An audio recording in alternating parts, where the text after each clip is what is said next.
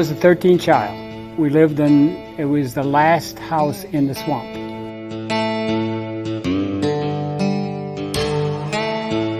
When the girls got married, my dad said, "You got to help your mother." She was great. I mean, she really loved food. And Dad would take the boys into the swamps.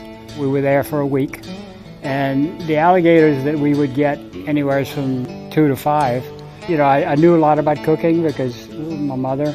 I'd find a chef that was, everybody said it was the best one. I'd go talk to him and ask him if he would, you know, he would show me what he does. I'd show him what I do. We got all over the world with that. It really helped me because I learned so much from other people. To find a chef that is so passionate about his work and about food and about feeding people the best food he can. That's all he ever wanted to do in his life. You don't go for second best. You always go for the best. And making people happy is what we do. And if you keep thinking about that, it's not about getting through the day. It's just making those customers happy and making them feel it was worth the trip. I didn't create it.